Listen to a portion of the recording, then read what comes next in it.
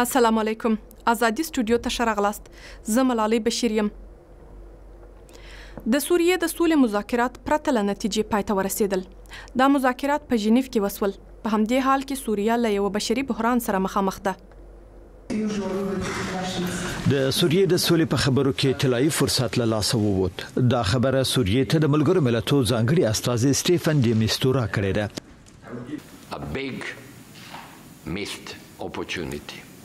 A golden opportunity at the end. جنیوا د پنځشنبه په ماښام د سوریې د سولې د اتم دور مذاکراتو کوربه و، خو نه توافق شو او نه هم پرمختګ.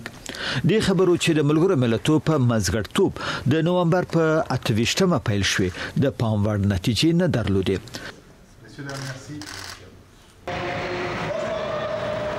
په همدې حال کې بشري بحران سوریې ته یو بل تهدید دی. د خیریه مؤسسو چارواکي وایي د سوریې په پلازمینه دمشق کې بشري وضعیت د بحران حد ته نږدې شوی دی. راپور وایي د سوریې حکومت د بشري مرستو لارې زیانمنو شویو سیمو ته نه پرېږدي. د سوریې په 6 کلنه جګړه کې تر 3 لکه زیات کسان وژل شوي دي. ملګرو ملتونو همدا راز ویلي چې 14.5 میلیونه کسان نور هم بیړنیو بشري مرستو ته اړتیا لري. ملګرو ملتونو ته د امریکا استازي وایي نه ردېدونکي شواهد شته چې ښیي ایران په یمن کې حوثي یاغیانو ته توغندي ورکوي.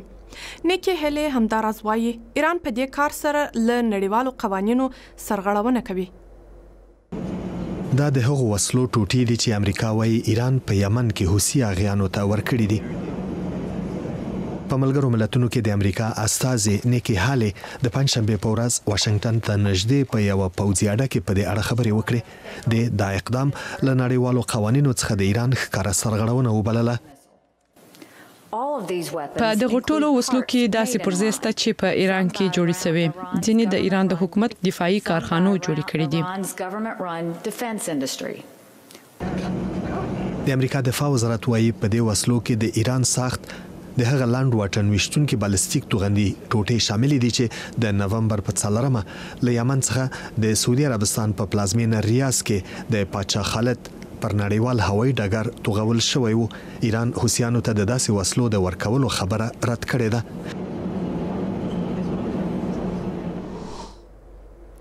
جاپان ویلي پر شمالي کوریا به نوي بندیزونه ولګوي. د جاپان د حکومت یو چارواکي ویلي دا اقدام د شمالي کوریا د اټومي پروګرام او راکټي تهدیدونو په وړاندې کیږي. جاپان د شمالي کوریا د 19 نورو ادارو شتمنۍ کنګل کوي. دا پریکړه د جاپان په کابینه کې نن وسوه. د جاپان حکومت ویلي دا اقدام د شمالي کوریا د راکټي ازموینو په جواب کې کیږي. د جاپان د کابینې یو عالی رتبه چارواکي ویلي شمالي کوریا د نومبر پر 9مه یو راکټ وشتلی و چې د جاپان پر یو اقتصادي سیمه لګیدلی و. تر دې مخکې شمالي کوریا بالستیک توغندي هم تجربه کړل او ادعا وکړه چې د امریکا تر خاورې د رسیدو توان لري. دا په داسل کې ده چې د امریکا او روسیې ولسمشرانو پرون پنځشنبه په ټلیفوني خبرو کې ډیری تمرکز په کوریا ټاپووزمه کې د اټومي بحران لپاره د حل پر لارو چارو وکړ.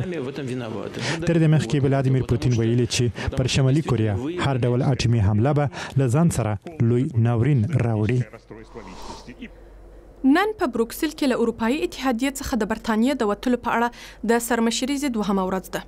د اروپایي شورا رئیس د بریگزټ مذاکراتو 2مه مرحله د اروپایي اتحادیې د اتحاد ازموینه وبلله.